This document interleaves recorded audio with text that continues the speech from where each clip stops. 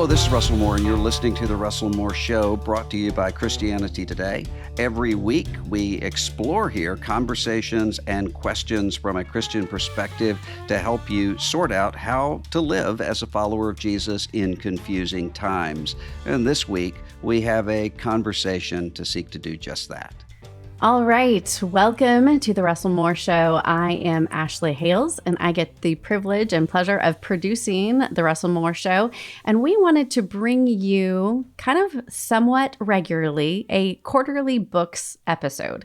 So if you have not yet listened, back in December, we published the best books of 2022. It's been a super popular episode because everyone has lots of good questions about what Russell Moore is reading. So we wanted to bring that throughout the year to you. And we hope that this conversation will be profitable for you to help pick up a new book maybe, or at least learn and think about how we might read more widely.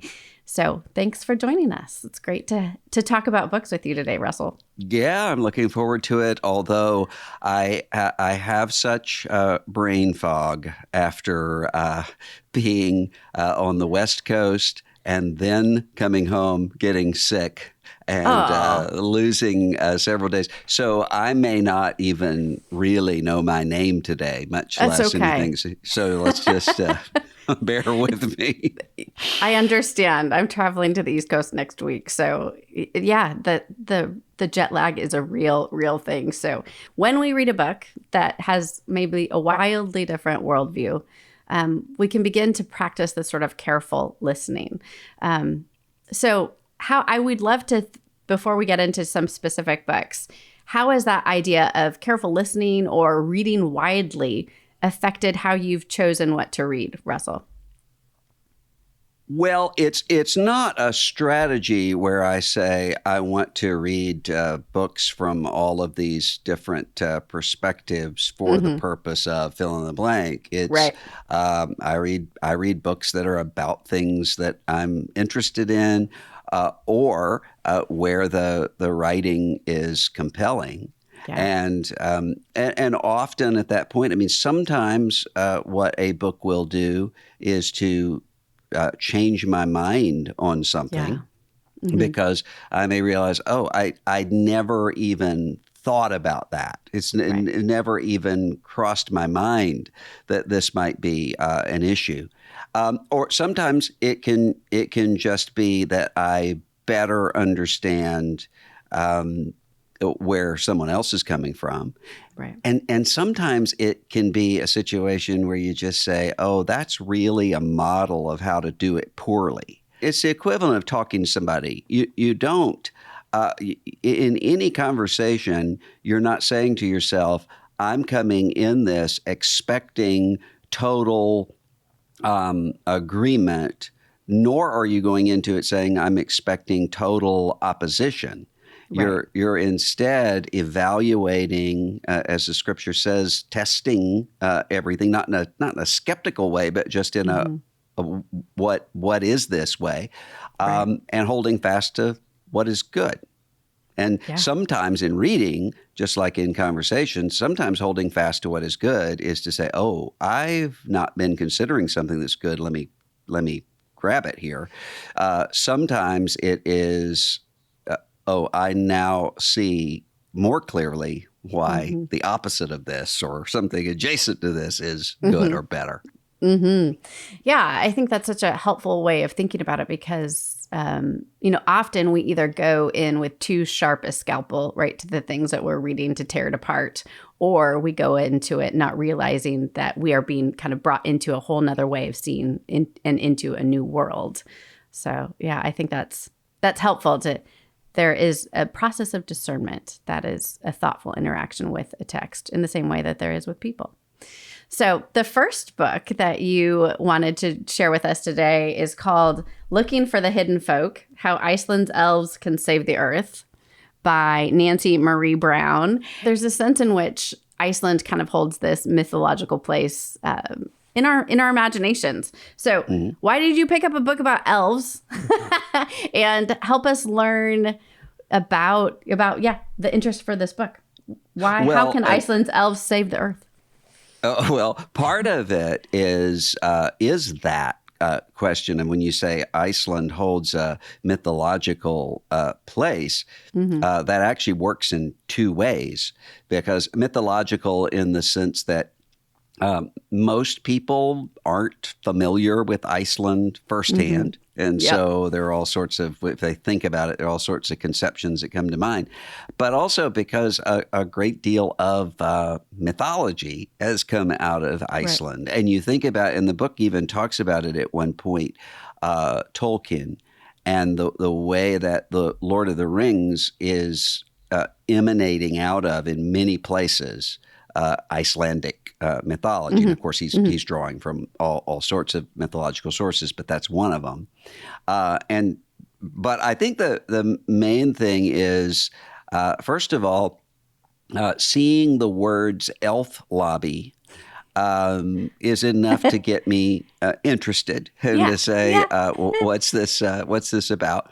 But also because in working in secularism Hmm. uh, over the past several secularization, one of the Hmm. things that keeps coming to the forefront is the way that there are resurgent forms of supernaturalism trying to fill the void Hmm. Hmm. left by, with the argument being secularization is not just a, as Charles Taylor would put it, a subtraction Right. of belief. There is a human longing for something Hmm. transcendent, and one of the examples of that is the large, relatively large number of people in Iceland who would say they believe in elves.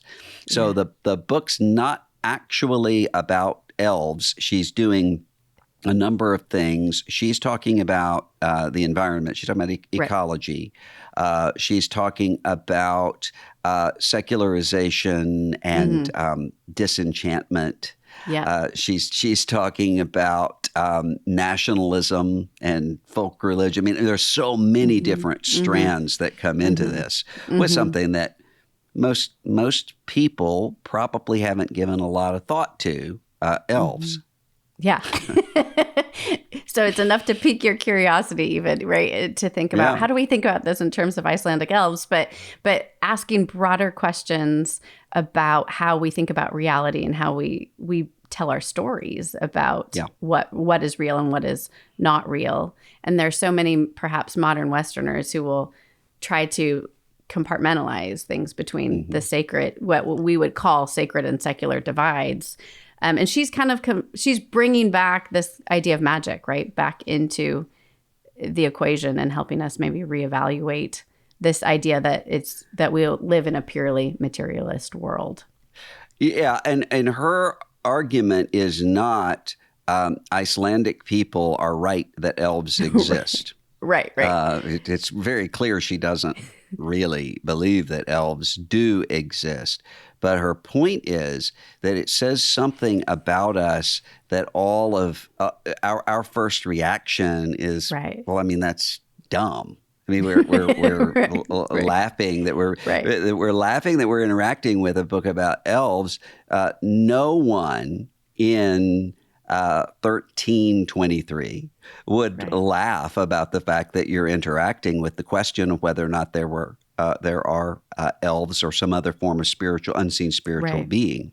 right. And so, in some ways, she's kind of pointing out the way that we see even the question of it as Mm-hmm. ridiculous is similar to Mm-hmm. the way that more and more people see any Right. conversation of something outside of the material as Mm-hmm. being ridiculous. And her Mm-hmm. point, which is right, is that not only contradicts Christianity and almost every other religion, it's it's contradicting science Mm-hmm. increasingly. And, and, Yeah. and we're in a disorienting sort of time when it comes to realizing just how strange the universe is. I just flipped through the book and she did talk about, there's a sense of what is real and what is, that you could even scientifically prove, this idea of a multiverse, for instance, or Right. mathematically talk about. But Hmm. then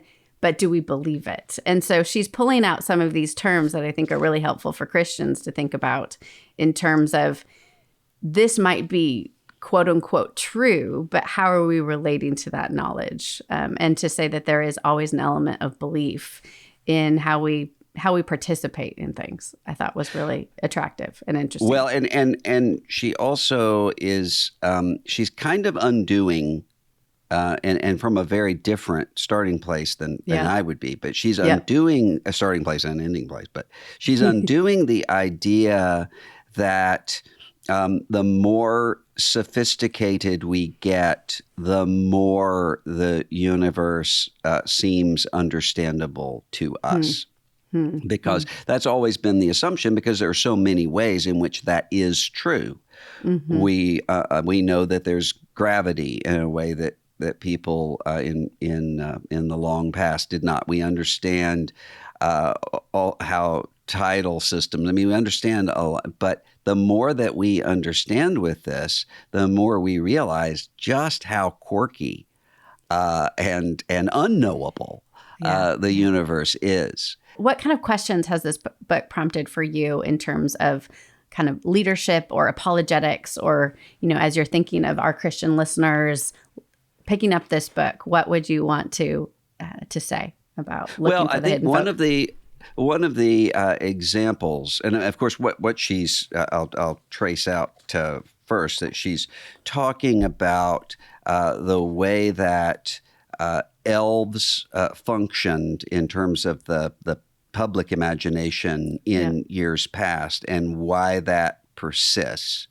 And there were several things that I think are important here. I mean, one of them is she gives the example, just very briefly, but of Philip Pullman, who, is somebody I find hard to be sympathetic with, and because it's not because he's an atheist and he's disagrees with me and all of that.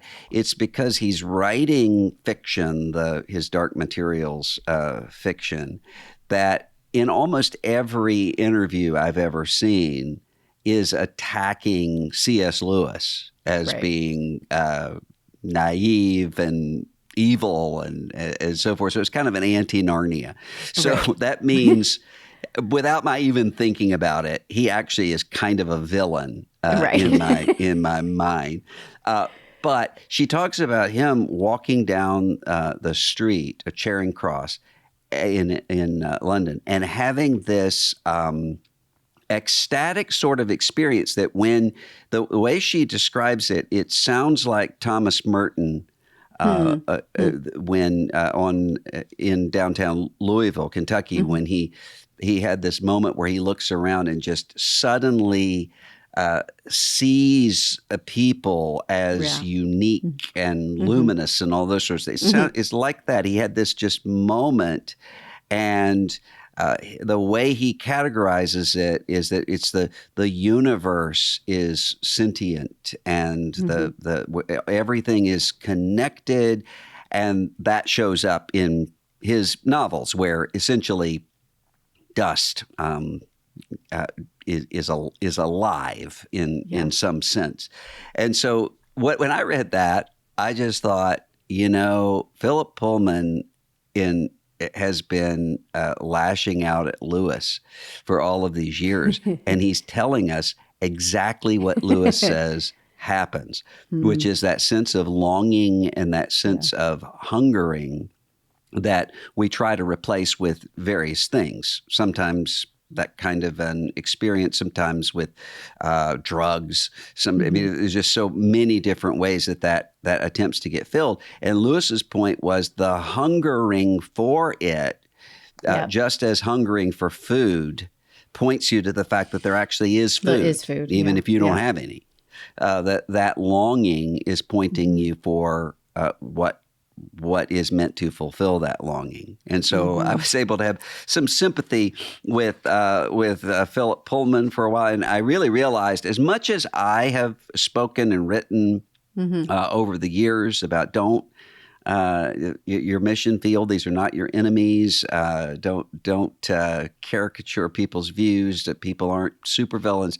I kind of had that category without even thinking about it, just because I don't think about Philip Pullman very much. Yeah. And I realized, that is how I was thinking about him. But there's a broken place here. There's a longing here to remind me Jesus died for Philip Pullman, and Philip Pullman is created in the image of God.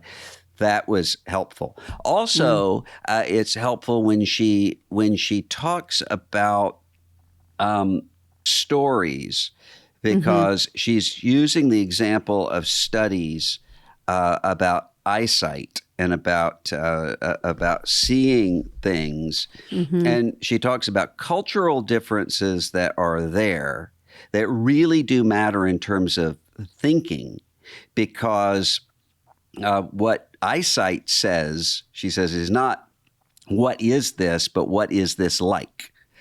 And that's the way that we tend to think about everything. Nothing's coming in out of the blue. We're comparing it to something that we already know.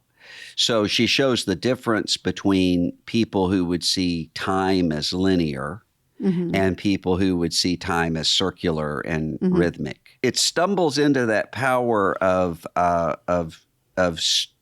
story that actually changes the way that you think, which is what it's what I'm convinced of when it comes to the Bible. And you think, go back to Tolkien and Lewis, myth become fact. Right. Myths and stories, what we think of as myths, are often parodying or attempting to pick up on the themes of something that I believe to be really true, which is the biblical story. And the way the biblical story changes us is not just the way that we can say, okay, I've memorized Numbers 12, and that means that I know how to apply the theology that comes from Numbers 12. I know how to apply the practical life benefits. I know how to pray through Numbers 12. All those true. But it's also that Numbers 12 is shaping and changing that what is this like question. Yeah. So what you're starting to do as you're in the Bible and you're interacting with God through the Bible is you're starting to ask different sets of questions about what's out there and what's not, and what's in here in yourself and what's not. And you start to, I think that's what you think about what Jesus is doing in the wilderness temptations. This, I know what this is. Right. This is it is written. He knows this storyline because it is his storyline and it is true. And so she spends a lot of time kind of talking about the power of stories, and then about why these elf myths are so persistent. And that's one thing that struck me, is because she says people hold on to that because they want to hold on to something distinctively Icelandic. And this is a way of saying we're not like everybody else. But it's also a way of kind of protesting against what she's arguing that Christianity has done, which Christianity comes in and flattens, she says, the universe, and takes that sense of the universe as mystery and turns it into a set of things, and takes rhythmic time and flattens it out into linear time and all of that. And as I'm reading this, I'm saying that's not what Christianity does. It is what one form of cultural secularizing Christianity does, but that's not what the actual Christian gospel does. And so it kind of reminded me of that's actually where, I mean, I was talking to a friend of mine, and I, both of us Christians, were talking to an atheist friend, and he just says, I can't understand. It's like you all see in color and I see in black and white, and you're trying to explain to me what blue is. Huh. I just can't see this. And what we spent time on is not you say there's no God. We say there is, and here are the proofs and the evidences for it. What we would do is to say, you really don't believe that everything is matter, which is what he said. Everything is matter. You really don't believe that because you love Beethoven and poetry, and you experience love of people that is more to you than just the firing of neurons. Right, right. You hold people accountable for things. You don't simply see it as a firing of neurons. You really do think there's something transcendent.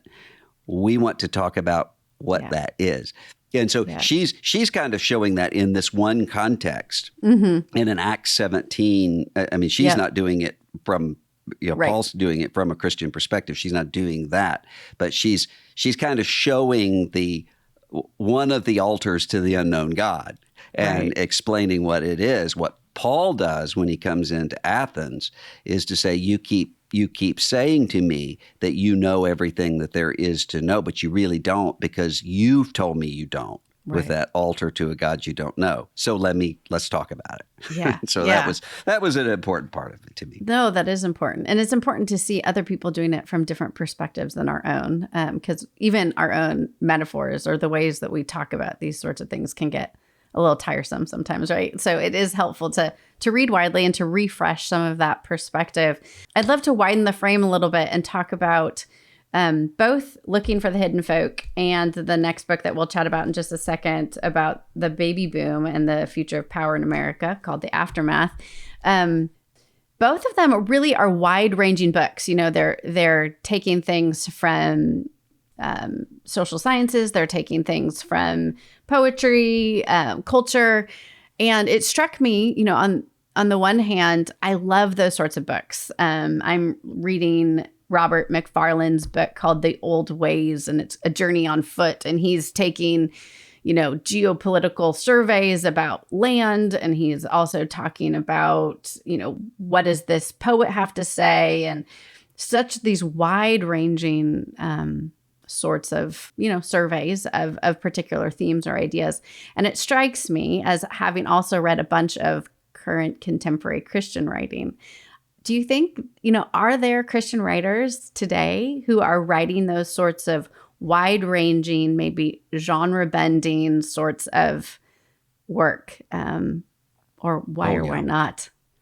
Who would you recommend on that list as far as? Well, I mean, think of, he's not alive, but he's only recently not alive. Eugene Peterson does this. Yep.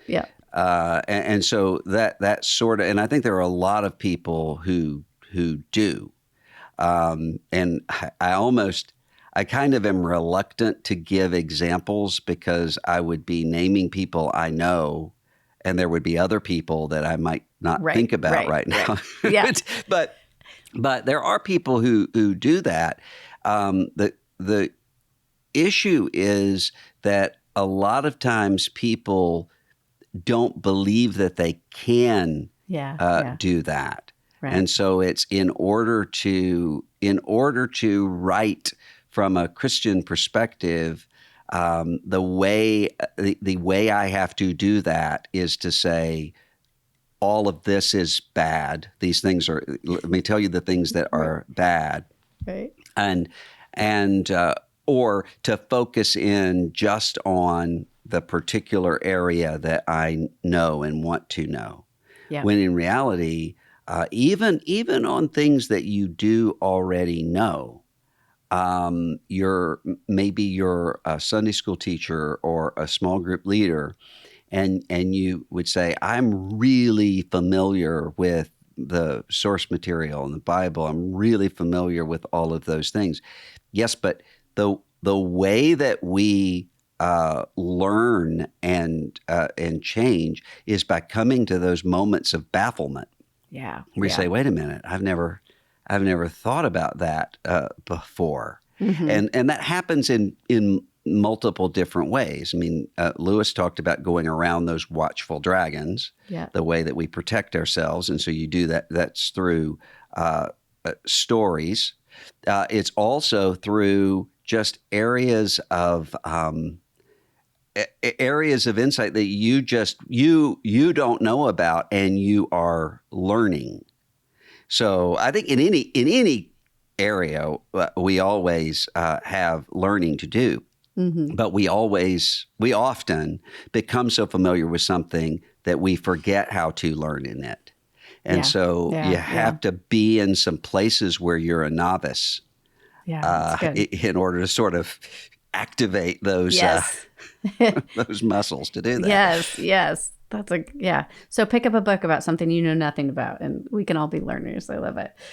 Or pick up a book you do know something about, but with somebody who is going to be putting things together in ways that you haven't considered before, and that's what ideas are and insights are, is to say, here's this, and it's like that, and it's not like that, and here's how these ideas hold together or how they come into conflict with each other, and that's actually how you think.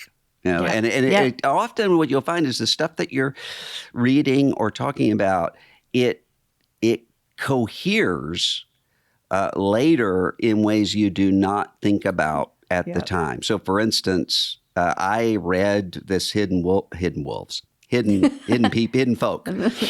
book quite a while ago. Mm-hmm. And so when I knew we were going to talk about it, I said, let me pull it off and look at my highlights. In the middle of that, I'm working on a Bible study for this Sunday on Jacob and Leah, Jacob and Leah and Rachel. And there are elements of some of the ideas I interacted with in the hidden folk book that are showing up in that Bible study. I mean, that's just how thinking happens. And so find people, even if it's something that you know about and you're comfortable in, but they're going to be able to also bring in things that you don't already know. Book clubs. Yeah, reading and community. Those are important ways to learn and to grow. Well, the next book that you have been thinking about is called The Aftermath, The Last Days of the Baby Boom and the Future of Power in America by Philip Bump, which I am really excited to dig into. I was just able to have a brief look at it. But, he's a columnist for the Washington Post and really, really thoughtful guy, of course, about what does our current moment in time and generational identities, and how does that actually affect where we might be going forward as a nation? Really highly researched book talking about race and age and wealth and institutions and how power might be reconfigured. My husband just recently did a sermon series on generations on mission together. And I was like, too bad we didn't have this book. But nevertheless, it's still of interest. And, I think there is a sense in which the generational identity is relatively new, in world history, as far as this is what kind of encapsulates a group of people. What about this book made you hopeful about the future of America? And what maybe made you a little bit trepidatious?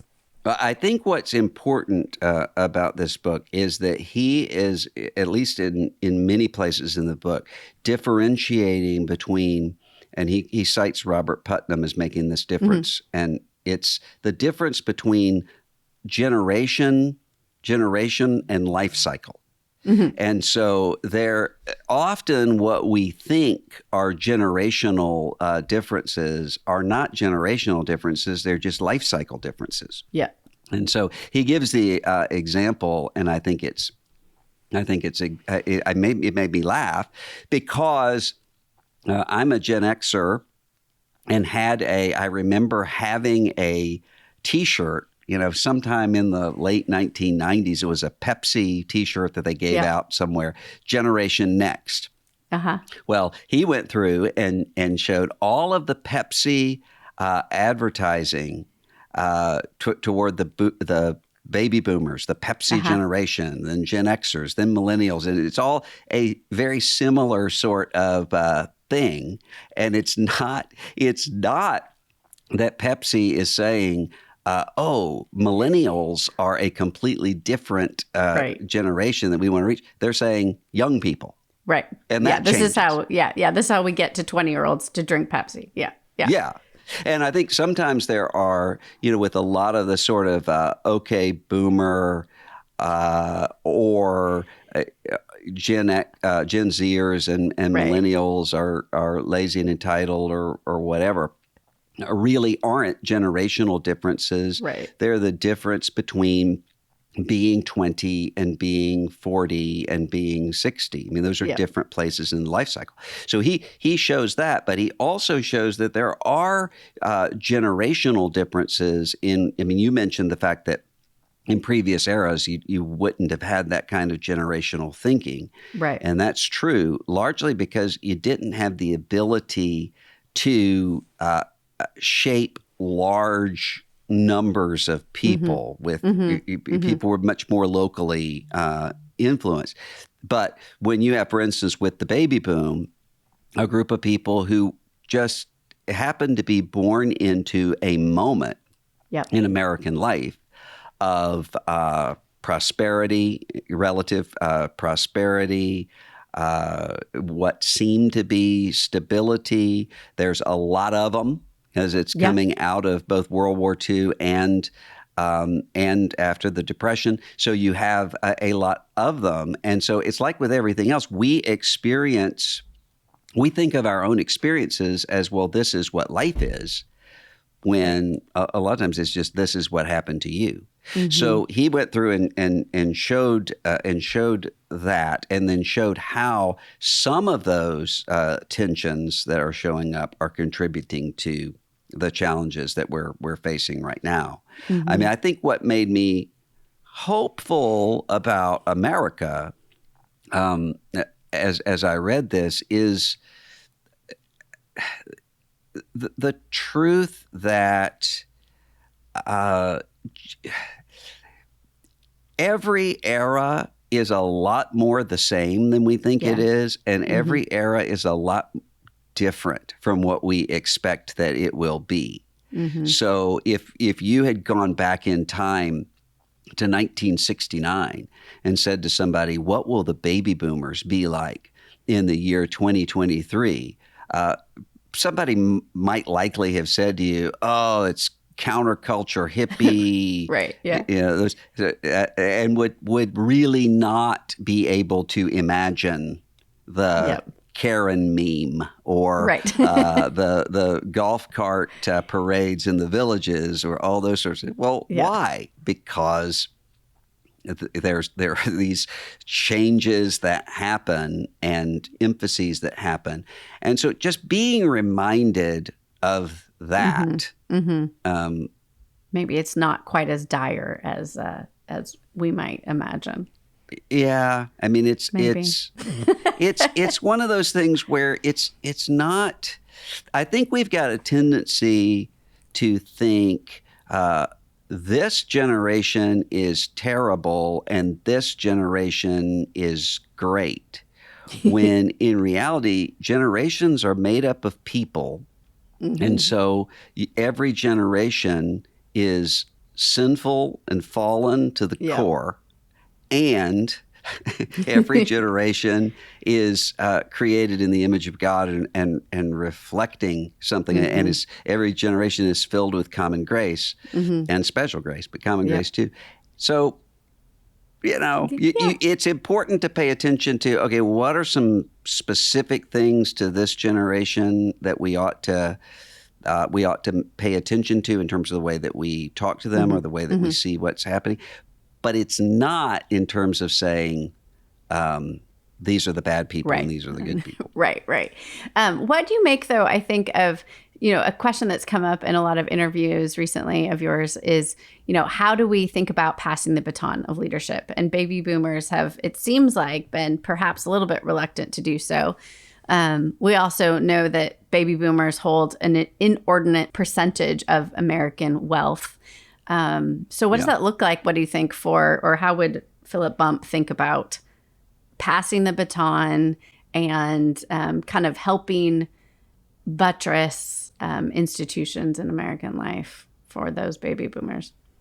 I was in a coffee shop a couple months ago, and I was writing, and there were two older ladies sitting next to me, and I couldn't help but overhear them. And one of them said, look, they started to talk about politics, and I thought, I came in here to work. I don't want to overhear somebody's political argument. Yeah. But I kind of was glad I could hear it, because one of the ladies said, look, all I'm asking for in the next presidential election is that I don't even care who the two candidates are, that at least one of them won't qualify for being in a senior adult community living center. She was a senior adult. Yeah. She said, but I mean, here we are, and we've got two 80-year-olds as the front runners of the parties.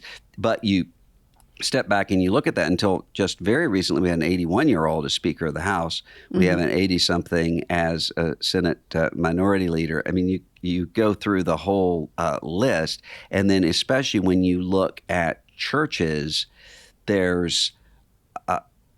are so few transitions that don't end up being conflagrations.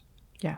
And sometimes that's because there are real issues, or sometimes it's because you have human psychology at work, and human psychology has all of these factors to it, especially the I don't want to feel like I'm irrelevant and like I'm passing off of the scene. Even if somebody thinks they're ready for that, when they get to that point, they're really not.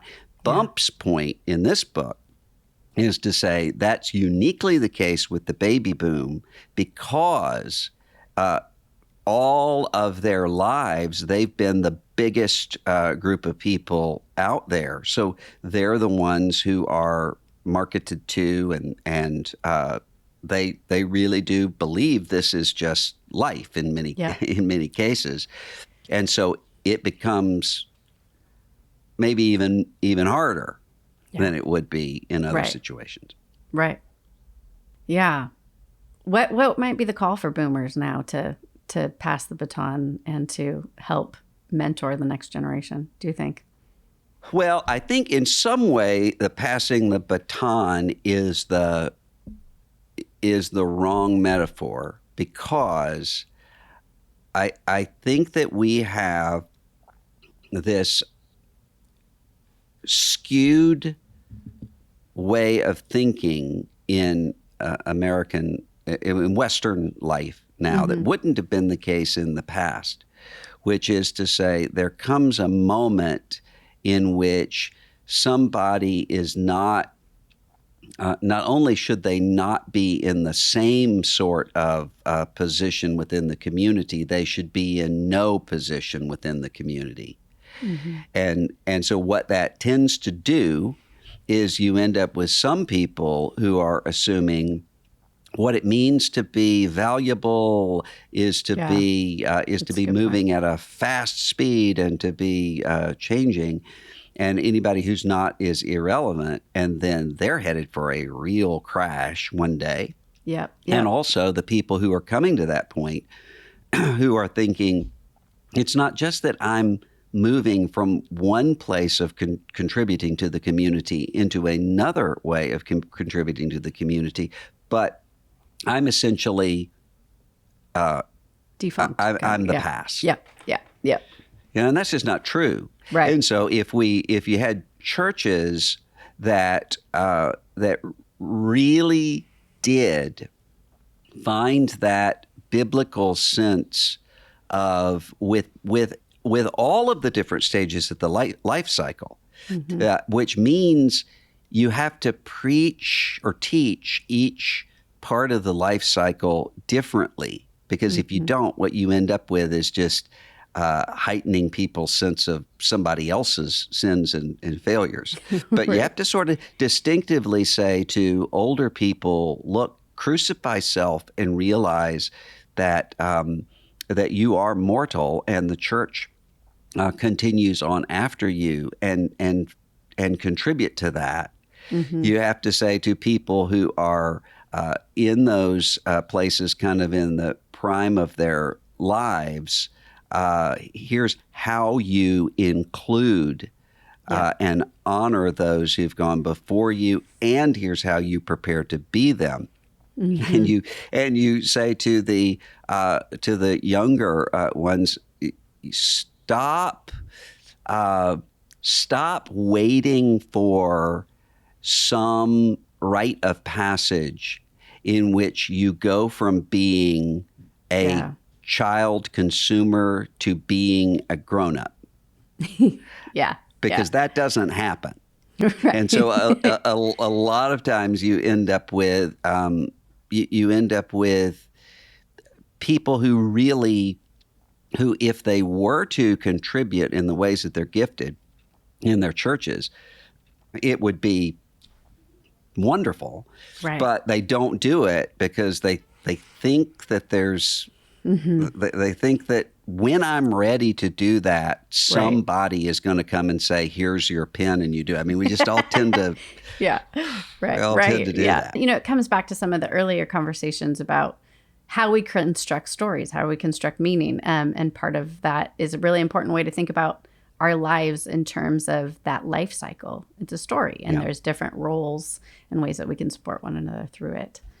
Well, one book I'm reading, if you want to permit me just a few seconds, it's called The Influencer Industry, published by Princeton University Press, The Quest for Authenticity in Social Media by Emily Hund.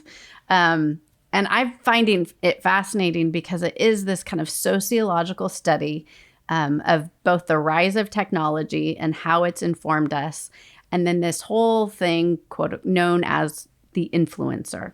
So you can see them, you know, on Twitter, on Instagram, on this sense, right? For a lot of Gen Zers, even as we think about our generational conversation, the idea is, you know, the ideal job, right, is to become, right, a YouTube sensation or, you know, an Instagram influencer. It's this idea of fame and being unattached. But what I found so fascinating in that book is she's talking about we change not through mass communication, but through people. And so there's this idea in which influencers are leveraging something that's intimate, knowledge between people, and product, you know. And so we have somehow made authenticity profitable. And I find that really fascinating and horrible. It's almost like a car crash that you can't look away when you're looking at social media, because people feel like they're friends, right, with someone that they follow. But that ultimately influencers are being consumed by others. And I found that really fascinating, you know, as we think about social media more generally, the ways in which we consume each other. And by consume each other, does the book mean devour each other or market each other? I think both, you know, both in the sense of the sense in which we can, at least you would see in Twitter more in that space, the sense that, you know, we easily are slanderous, right? And that we do not see the image of God in people behind, you know, the words that they say online. You know, in things that are more video based, like Instagram and YouTube, she's talking a lot about the ways in which ultimately people are shifting who they are to become a product, so that in that little small niche, they can sell skincare well or something, and you feel like their friend. And then they are making money off of a false idea of friendship. which I think really contributes to a lot of the loneliness and lack of real connection that we see in our day-to-day lives. I remember, I think it was a biography of Johnny Carson, the old talk show host from the last generation, who was talking to David Letterman, who was also talk show host at the time, and said, we ought to get together sometime. And David Letterman said, "What are we going to do, Johnny? Interview each other?" And the idea was there really wasn't anything there. Or he didn't feel like there was anything to them other than that public persona. Right. And, you get that sense in mass forms of communication. And what's fascinating about the whole idea of influencing is that it's become more and more niche, and it can be changed in real time, so that there was an article, I think in the Atlantic, about a woman who I think in her teens or preteens became very famous. Tevi Gavilinson, I think is her name. And she talked about, as she continued in this influencing role for a decade plus, at that point, she didn't even know who she was anymore. Like, she had begun it as this sort of creativity outlet, and then it became she became a brand. Yeah. So it really, happen in ministry too. It can. And can happen in family too. Listeners, be sure to sign up for Dr. Moore's newsletter. He always includes what he's reading on there. And you can also find that link to sign up in the show notes and send him your book list so that you can, again, find a good book to pick up and start great conversations. Thanks so much, Russell. Thank you. I have a new book coming out on August the 1st of this year. It's called Losing Our Religion, an Altar Call for Evangelical America. And really what this book is about is how to navigate the craziness that we're all facing right now. How do we get to the point of exhaustion that so many people are facing? Why are so many people leaving the church? Not because they can't believe what the church teaches, but because they don't believe the church believes what the church teaches. How can evangelical Christianity ever turn around? What would that look like, and how do we get there? That's what this book is about, and you can pre-order it in the show notes, and I look forward to sharing it with you August 1st. Thanks for listening. Links are always in the show notes for resources mentioned in this episode, including a link about how you can have a trial membership to Christianity Today. Be sure to subscribe to the program, send an episode along to a friend who might benefit from it, and leave us a review when you can. It helps other people to find the show wherever you listen to podcasts. I'm Russell Moore, and this is The Russell Moore Show from Christianity Today.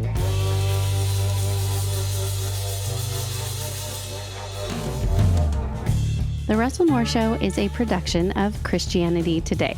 Executive producers are Eric Petrick, Russell Moore, and Mike Cosper. Hosted by Russell Moore, produced by Ashley Hales, associate producers Abby Perry and Azariah Phelps, CT administration provided by Christine Kolb, social media by Kate Lucky, director of operations for CT Media is Matt Stevens, production assistance provided by Core Media, audio engineer is Kevin Duthu, coordinator is Beth Grabencourt, video producer is John Rowland. The theme song for The Russell Moore Show is Dusty Delta Day by Lennon Hutton.